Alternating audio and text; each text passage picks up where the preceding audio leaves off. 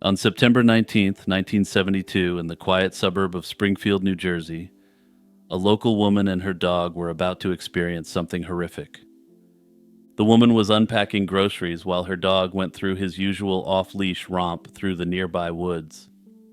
But this day that dog would return with something a little bit extra, something out of a horror movie rather than suburban life. The dog carried a decomposed forearm and hand, so very distinctively human, and the woman immediately called the cops. This chilling find immediately triggered a massive search of the nearby woods. It didn't take long for searchers to find what they were looking for. Atop a jagged 40-foot cliff, a place already burdened with an ominous local nickname, lay the rest of the body. The place was called the Devil's Teeth, a name that seemed to write the first chapter of the story on its own. Before a single piece of evidence was collected, the narrative was already leaning toward the occult. The remains, identified through dental records, belonged to 16-year-old Jeanette De Palma, who had vanished 6 weeks earlier. And from the moment of her discovery, two starkly different stories about the scene of her death began to form, creating a conflict that has defined the case for over half a century. The first story, the one that would become legend, painted a scene of ritualistic horror. This version of events suggested a terrifying conclusion, that Jeanette De Palma was the victim of a satanic ritual. While this version is the most well-known account, there's also another competing narrative that, while equally tragic, removes the occult element. Jeanette De Palma was, by all accounts, a normal teenager. Friends and family described her as quiet and kind-hearted, funny, sweet, and firm in her convictions. What set the De Palma family apart, however, was their faith. In a predominantly Italian Catholic neighborhood, the family had recently become born-again Christians, attending church several times a week. This devotion made them outliers, and some locals reportedly viewed them as a bit unusual. Jeanette embraced this faith wholeheartedly, and she was deeply devout and harbored aspirations of becoming a missionary, dedicating her life to helping others. On the afternoon of Monday, August 7th, 1972, Jeanette's life was still filled with ordinary plans. She had spoken with her cousin earlier that day about meeting up with two boys they had met the night before. Around 1:30 that afternoon, she grabbed her purse, told her mother she was going to walk to the train station to visit a friend, and stepped out of her home for the last time. In the aftermath of her death, Jeanette's profound Christian faith was seen as the potential reason why she was targeted. The official investigation into Jeanette De Palma's death was, from the very beginning, a cascade of failures. The 6 weeks her body lay exposed to the elements meant that critical evidence was lost to decomposition. At the autopsy, the medical examiner couldn't determine a definitive cause of death as he found no signs of trauma. Notably, he told the press and police that he suspected strangulation was a possibility, but admitted that he couldn't prove it. Early leads were fairly robust, but unfortunately, they quickly evaporated. A tip about a homeless man known as Red, who lived in a makeshift campsite near the quarry and vanished around the time Jeanette disappeared, initially seemed promising. He was brought in and investigated, but ruled out completely. The most glaring failures, however, were institutional. The Springfield Police Department's entire case file on Jeanette's case officially disappeared, and let me just tell you, the circumstances are weird and don't make sense. The department maintains the records were destroyed in a flood caused by Hurricane Floyd in 1999. However, this explanation is deeply suspect, as a retired detective later stated that the file was already missing when he tried to access it in the 1980s. This has led some to believe that there may have been a cover-up, or that evidence of the nature of the event may have been officially sanitized to reduce the panic it would cause. The heart of the satanic ritual theory lies in the description of the crime scene. For decades, the narrative has been built on a foundation of macabre, occult-like details. Local media reports at the time featured lurid details, including a makeshift altar within a pentagram, crosses made from wood, and a perimeter of logs described as a coffin. In 2024, the photographs contained in what remained of the case file were released to a third-party investigative team. Upon review of these photographs, they determined that on the basis of the evidence presented, there was nothing to suggest that any of these occult elements were present. Of course, this has to be balanced against the fact that we are aware that the case file that existed circa 2024 isn't complete. You can't say on the one hand that this evidence rules out the occult, since the case file itself is tainted by its partial nature. What could potentially line up with the occult theory is what's missing from the scene.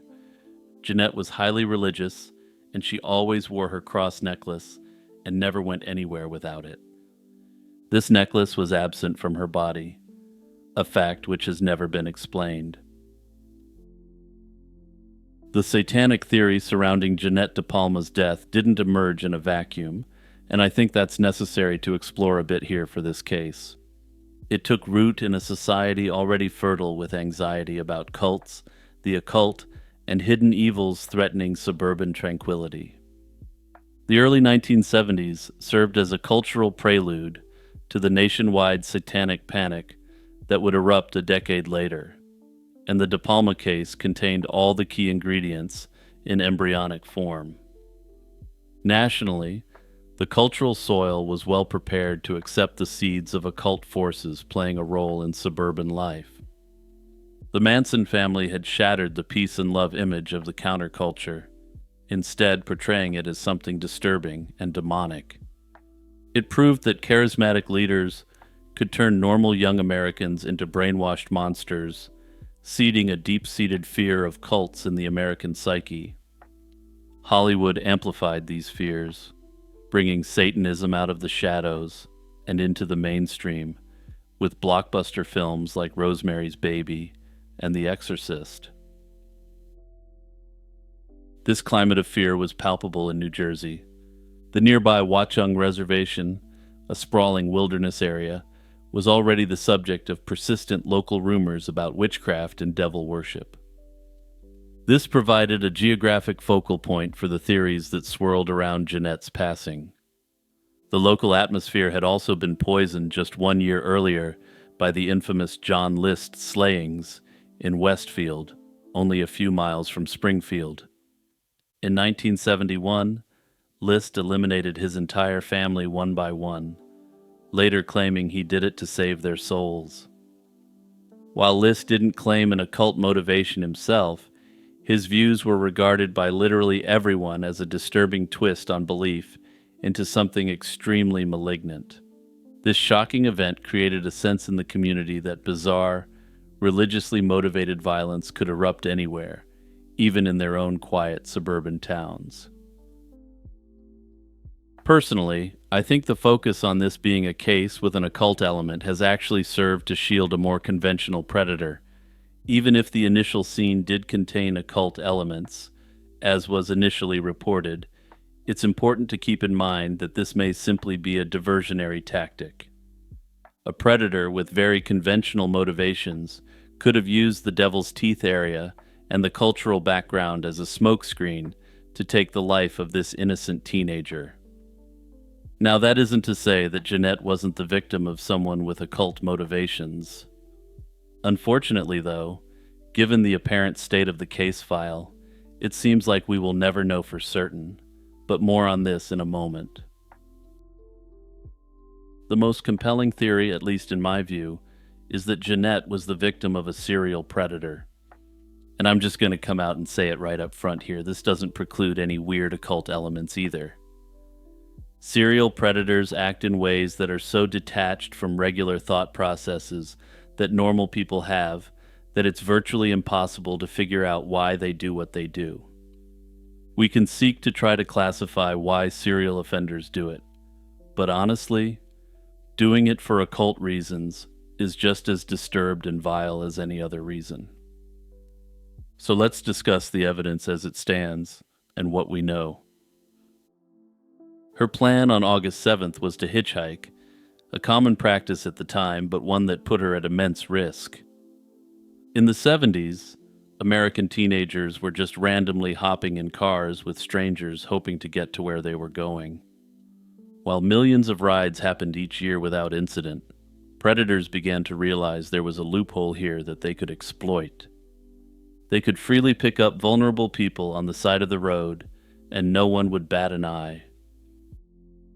This theory gained significant traction in the spring of 2021, when convicted New Jersey serial predator Richard Cottingham made a series of statements. Cottingham, who was active in the area at the time, alluded to the possibility that he had abducted and slain Jeanette after picking her up while she was hitchhiking. While this has not been confirmed by law enforcement, it represents a chillingly plausible lead. Furthermore, Jeanette's case bears similarities to other unsolved slayings of young women in the region, such as that of Joan Kramer. To use her as an example, she also disappeared while hitchhiking and was later found deceased in a wooded area. Basically, the intense focus on a satanic cult may have provided the perfect cover for a very real monster who was preying on the young women of New Jersey. Unfortunately, I think that this case may be very difficult to solve, given the systemic failures by the police department. The fact that one of the detectives who worked on the case couldn't access the file in the 1980s, combined with the official narrative that the file disappeared in 1999, is problematic. Some have suggested that this botching of the investigation may have been intentionally done, but there's no direct evidence whatsoever to support that right now. Further, it's always possible that the department, having never officially classified this case as a slaying, simply threw out most of the case file, and that act was the cover-up. Personally, I just find it very unusual that the cops claim to have lost the file in 1999 when there's an authoritative source from in the department who says it wasn't there in the 80s. What could solve the case potentially is modern forensic techniques, but again, this may not be possible given issues with chains of custody on the evidence. Further yet, it also appears that a large portion of the evidence was just simply lost, so the forensic approach may simply be out the window on this one. Ultimately, while it's impossible to say why Jeanette De Palma met this tragic end, we can only hope that there's enough evidence out there to get justice for this innocent teenager. Hey everyone, Jimmy here asking you to consider subscribing if you've made it this far. Also, don't forget to hit that notification bell so you get a notification every time I drop a new video. I upload very consistently, and by clicking that bell, you'll never miss an upload since I've been hearing from some subscribers that my new videos don't always get pushed to them. In the early 1980s, San Marino, California was the picture of suburban tranquility. It was an affluent, insular community nestled near Los Angeles, a place of manicured lawns and quiet streets where serious crime felt like a distant abstraction. On one of these streets, Lorraine Road, lived a young couple just starting their life together. John Sohus, 27, was a quiet computer programmer who worked for a division of NASA. His wife, Linda, 28, was a talented and striking artist, standing 6 feet tall with auburn hair, who loved science fiction and worked at a local bookstore. They had married in 1983, and to get on their feet financially, moved into the main house of John's mother, Dee Dee. And just wait for it, because there was a guest house at play here, and it's going to factor into this story in a massive way. By all accounts, they were a happy, normal couple whose prospects were looking up. Linda had recently sold some major pieces at an art show, and they'd just bought a new pickup truck. Their domestic life, however, included an unusual element: a tenant living in Dee Dee's guest house. He called himself Christopher Chichester, a man who cultivated an air of eccentric importance. He was a master of social infiltration, understanding that in a community that valued pedigree, a fantastic story was often more compelling than a verifiable one. He told people he was a film student at the prestigious University of Southern California and hinted at royal lineage. He even handed out business cards that identified him as the 13th baronet of an ancient house, and at other times he name-dropped his Mountbatten cousins. For those of you who are unaware, Mountbatten is the official anglicization of the German name Battenberg, used by the House of Windsor, the British royal family. By dropping this slyly into conversations, he hinted to those in the know that he was from the high nobility at minimum. By joining a local church and charming the wealthy older residents, they gave him the social cover he needed to operate. They believed they were interacting with someone who could potentially be a real British royal. In return, he was able to semi-legitimately say he was friends with these wealthy and influential people. While many were intrigued, Linda wasn't, and she found Chichester creepy, and she and John made a point to avoid him. Then, in February 1985, the quiet life on Lorraine Road fractured. John and Linda told friends and family they were leaving for a couple of weeks for a top-secret government job interview for John in New York. After that, they simply vanished, leaving behind everything, including Linda's 4 beloved cats. In the weeks following the couple's disappearance, Christopher Chichester became the sole narrator of their story. He skillfully wove a tale designed to deflect suspicion and delay investigation, telling concerned friends that John and Linda were on a secret government mission and couldn't be contacted. To Dee Dee, he positioned himself as her official go-between, the only person who knew the details of her son's clandestine work. Initially, Dee Dee clung to this story, even repeating it to police and telling them she couldn't say more for fear of endangering the couple. But as weeks turned into months, the narrative began to fray. Bill collectors started calling for John and Linda, and friends grew more anxious. Dee Dee's confidence in Chichester crumbled, replaced by a creeping dread. She descended into the bottle and became a recluse, haunted by the silence from her son, and she perished in 1988, never knowing the truth of what happened to her son. The cover-up was a strange mix of elaborate cunning and breathtaking arrogance. To lend his story credibility, a series of postcards, seemingly written by Linda, were sent from Paris to her mother and friends. This was the cunning part, physical proof to sustain the lie long enough for him to make his escape. Yet, the execution was deeply flawed, and Linda's family knew she didn't have a passport or the money for a European trip. This recklessness was a core part of the perpetrator's psychology. When a San Marino detective finally came to the guest house to question him about the missing couple, Chichester met him at the door completely unclothed.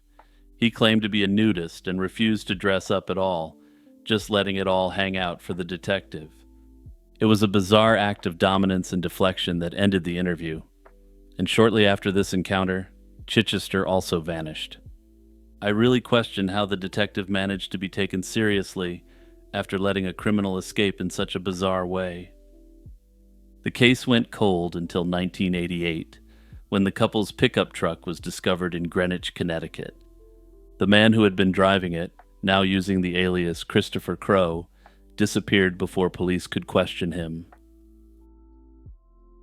The mystery lay dormant for years, and Dee Dee Sohus's house on Lorraine Road was sold, and the strange story of the vanished couple faded into local lore.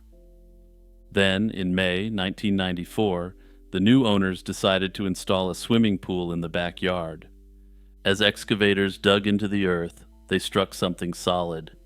It was a fiberglass box containing plastic bags, and inside were the dismembered remains of a body. Forensic analysis revealed the remains belonged to an adult white male who had been slain through savage violence. The victim's skull had been crushed by multiple blows from a blunt object, and his body had been subject to further indignities.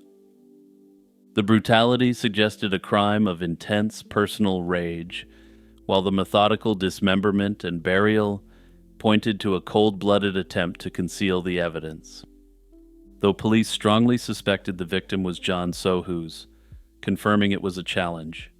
John had been adopted, so there were no known biological relatives against whom to compare DNA samples. It wasn't until 2011, with the advent of new forensic technology, that the bones were conclusively identified as those of John. While the Sohus case languished, the man once known as Christopher Chichester was busy constructing a new life, or rather, a series of them. After fleeing California, the German immigrant Christian Karl Gerhartsreiter moved to Greenwich, Connecticut, and reinvented himself as Christopher Crowe, a supposed Hollywood producer. He was a charming man who spoke German fluently, and no one who speaks German could be a bad man, right? He talked his way into jobs at Wall Street brokerage firms, but his cons were clumsy. He was fired from one after it was discovered he was using the social security number of serial predator David Berkowitz. He then moved on to his most audacious and successful impersonation. Relocating to New York and Boston, he became Clark Rockefeller, an eccentric and reclusive heir to the legendary American dynasty. As Rockefeller, Gerhartsreiter achieved the status he had always craved. He joined exclusive clubs, wore ascots, and spun tales of his fabulous fictional life. His ultimate act of validation came when he met and married Sandra Boss. She was a highly successful Harvard Business School graduate and a partner at the consulting firm McKinsey. Her unimpeachable credentials gave his fraudulent identity a powerful veneer of legitimacy. Despite Boss being the sole breadwinner, earning over $1 million a year, Gerhartsreiter maintained absolute control over her finances and her life. The carefully constructed world he built began to collapse when Boss filed for divorce in 2007. She had begun to suspect that the entire identity he had constructed was indeed a complete lie, and while she wasn't able to figure who he was, she figured out he wasn't Clark Rockefeller. For a narcissist like Gerhartsreiter, the loss of control was an intolerable injury. On July 27, 2008, during a supervised visit in Boston, he executed a planned abduction of their 7-year-old daughter. The kidnapping triggered a massive FBI manhunt that put the face of Clark Rockefeller on news broadcasts across the country and in Canada. The Rockefeller family quickly clarified that they had no idea who this guy was, and that he had no connection whatsoever to the famous family. It was this crime, born of desperation and hubris, that would finally solve the slaying he had committed 23 years earlier. A week later, he was arrested in Baltimore, where he had already set up a new life as Chip Smith, a yacht captain. The national publicity surrounding the case blew the lid off his 30-year con. Fingerprints taken after his arrest were matched to prints on an old immigration document.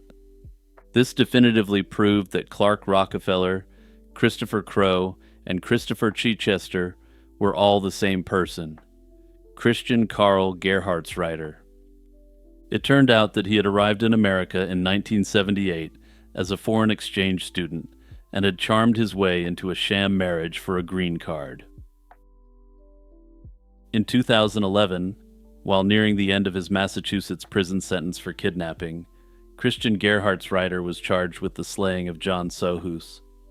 The trial, which began in 2013, was a masterclass in prosecutorial storytelling. With no strong forensic evidence or witnesses to the crime, the case was built circumstantially. The prosecution wove together a damning narrative from the clues Gerhartsreiter had carelessly left behind. The most crucial pieces of evidence were two plastic bags found wrapped around John's skull. One was from the bookstore at the University of Southern California. The other was from the University of Wisconsin-Milwaukee. Gerhartsreiter had attended classes at both schools, effectively leaving his calling card in the grave. And honestly, it's things like this that make me wonder how this buffoon was able to pull off his cons for so long. Witnesses from San Marino, now elderly, testified about his strange behavior. A church acquaintance recalled Gerhartsreiter borrowing a chainsaw around the time the couple disappeared. Another remembered him trying to sell a fancy Turco-Persian rug that appeared to have very unusual stains on it. The witness hadn't bought the rug, so it couldn't be tested to prove anything with certainty, but it was yet another piece of evidence against this predatory con man. The defense, acknowledging their client was a grifter, employed a strategy of misdirection that mirrored Gerhartsreiter's own methods. They pointed the finger at the one person who couldn't defend herself, the missing Linda Sohus. They argued that Linda, a tall, physically imposing woman, was more capable of the attack than Gerhartsreiter, which I have to say is probably as audacious as it is disgusting. They entered into evidence the postcards from Paris, which they claimed proved she was alive after John was slain, but despite this, the jury wasn't convinced. I'm going to give you a second to guess how this defense worked out, and I mean a literal second here. In April 2013, after deliberating for less than a day, they found Christian Gerhartsreiter guilty in the first degree. He was sentenced to 27 years to life in prison. The verdict finally brought answers to the family of John Sohus. After nearly 3 decades of uncertainty, the perpetrator had been held accountable, but the conviction only solved half of the mystery that began on that quiet San Marino street in 1985, and the question of what happened to Linda Sohus remains unanswered.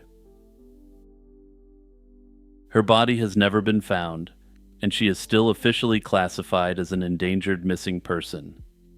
The prevailing theory, held by prosecutors and investigators, is that Gerhartsreiter eliminated her as well, disposing of her body in a location that has never been discovered.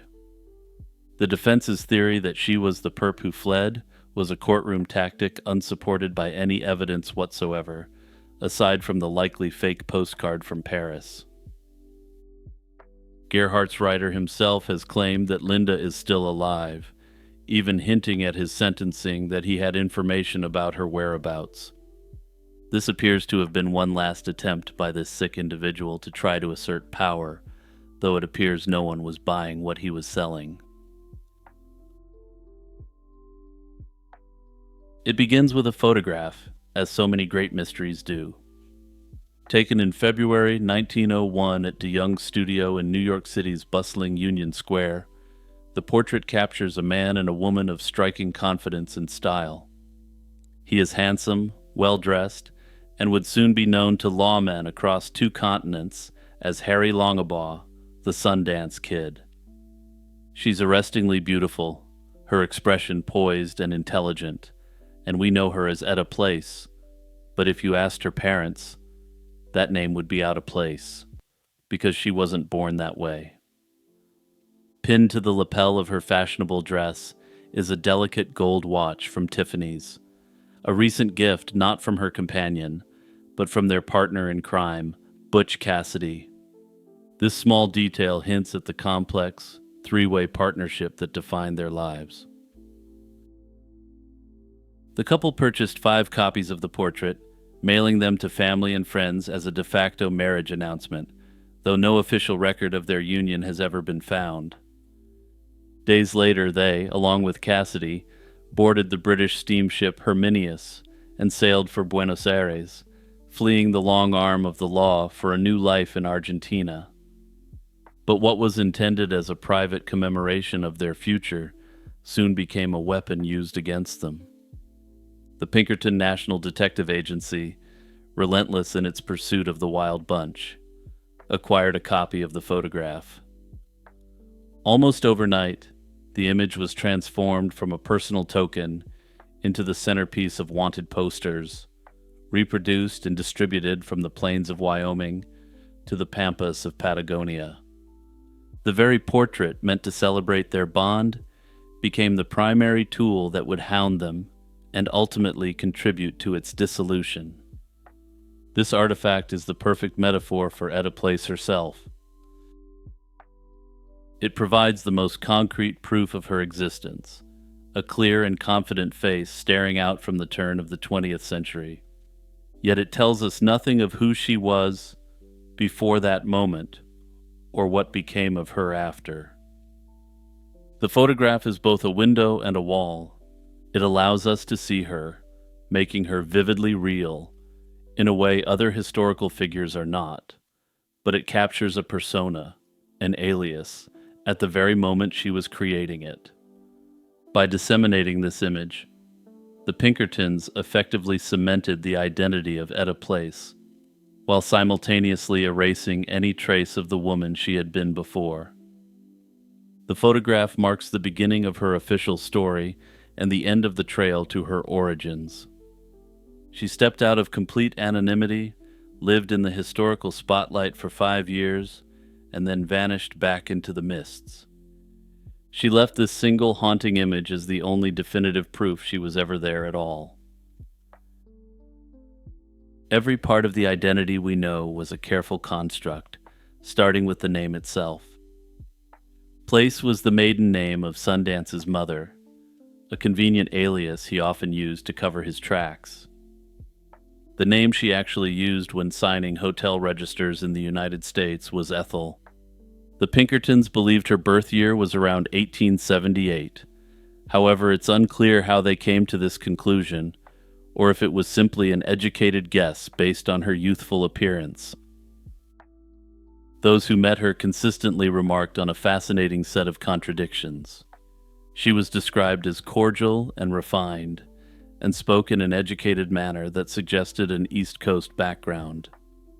Yet, this same woman was an expert writer and a crack shot with both a Roscoe and a rifle, skills more suited to the rugged frontier.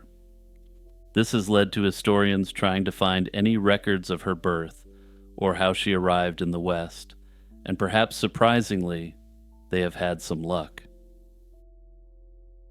Some stories suggest that she was a school teacher who was brought out from the East, while other stories suggest that she was working in society's oldest profession. And perhaps surprisingly, these two personas and professions aren't necessarily mutually exclusive, and there's actually some decent circumstantial evidence for it.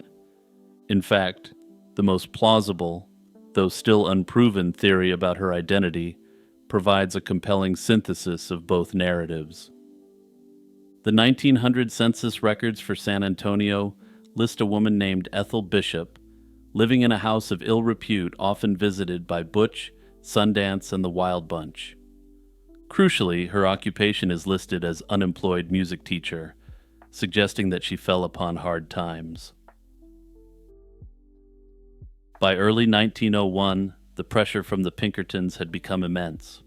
Following a string of audacious train and bank robberies, the Wild Bunch was the most wanted gang in America, and their world was shrinking. Butch, Sundance, and Etta made a bold decision. They would flee the country and start over. After their stop in New York City for photos and fine jewelry, they set sail for South America in 1901. Their destination was both a hideout and a place of reinvention. Using the substantial profits from their last robberies, they purchased a sprawling ranch in the remote Cholula Valley of Patagonia in Argentina. They intended to go straight, and Etta herself held title to more than 2,000 acres in her own name. For a time, the remains of the Wild Bunch became the Mild Bunch, probably more concerned about the price fluctuations of beef and grain than any passing trains laden with riches. Surprisingly, given the time involved, they traveled back to America on a couple of occasions, but by 1905, Things were looking rough, and the law had caught up to them. They fled from Argentina into Chile, seeking refuge in the shadow of the Andes Mountains. Here they resorted back to their old ways, with Etta participating in a bank robbery in 1905. But simply put, she was over it, and by 1906, she had made her decision. Well, that's what historians assume, since all evidence suggests that Sundance didn't want to lose her. Sundance escorted her back to the United States, a clear sign that she was the one who initiated the final separation. In June of that year, he accompanied her on the long sea voyage from Chile to San Francisco. After seeing her settled, he turned around and sailed back to South America alone. He would be eliminated within 2 years, reportedly cut down alongside Butch Cassidy in a firefight with Bolivian soldiers in November 1908. Etta, however, didn't vanish the moment she stepped off the boat. Her last confirmed location was still in San Francisco in 1907, a full year after her arrival. The final tantalizing ripple from her life appeared in 1909. A woman matching Etta's description approached the U.S. Vice Consul in Chile, requesting assistance in obtaining a death certificate for one Harry Longabaugh. No certificate could be issued, and the woman's identity was never officially confirmed, though the Vice Consul was familiar with her appearance from the wanted posters. But if it was Etta, this act represents the final, logical step in a carefully planned exit. For over a century, the vacuum left by Etta Place's disappearance has been filled with speculation. The most popular and enduring theory was that Etta Place was actually Ann Bassett, the queen of the cattle rustlers from Colorado. The case was compelling. Bassett was born in the same year as Etta, ran with the Wild Bunch, was romantically linked to Butch Cassidy, and was also a skilled rider and shooter. Most convincingly, she bore a striking physical resemblance to Etta. In the 90s, a computer facial recognition analysis performed by a scientist at Los Alamos National Laboratory concluded they were almost certainly the same person. However, the theory collapses under the weight of contemporary evidence. A comparison of their timelines, based on legal documents and contemporary newspaper reports, proves they were two different women in two different places at the same time. To give just one example, Ann Bassett was standing trial in Wyoming for cattle rustling at a point in 1904 when Etta Place was documented to have been in South America. Some have made pretty wild claims about the use of body doubles, or claimed that Etta could have made it back to stand trial, both of which strike me as incredibly unlikely. Bassett lived a long and public life until her death in 1956, never once claiming to be Etta Place, even in her own memoirs. Anyway, I've put up the only known photographs of each woman side by side, and personally I think there's a pretty strong resemblance. But the other facts just don't add up. The second major theory identified Etta as Eunice Gray, a woman who ran a house of ill repute and later a hotel in Fort Worth, Texas. This theory was championed by a local newspaper editor who noted that Gray claimed to have spent time in South America for her health during the same period Etta was there. For decades, the lack of a photograph of a young Eunice Gray kept the theory alive. That changed in 2007 when a researcher located photographs of her, and they really don't look anything alike at all. However, it's always possible that a photograph could have been incorrectly marked or cataloged, meaning that this photograph may not depict Eunice Gray.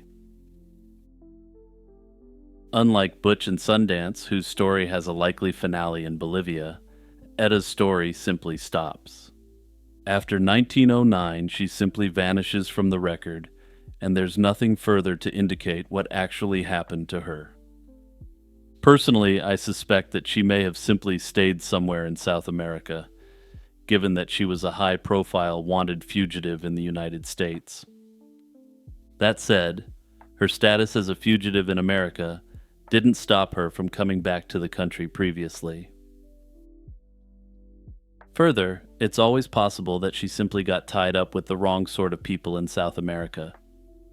Etta Place clearly wasn't the sort of person who contented herself with living a normal life, and it's very possible that she may have come to harm from one of the people she met. At the end of the day, the disappearance of Etta Place will likely continue to remain one of the Old West's unsolved mysteries. That said, I have a faint hope that eventually we'll find a diary attributed to her or someone close to her that may break the whole historical cold case wide open.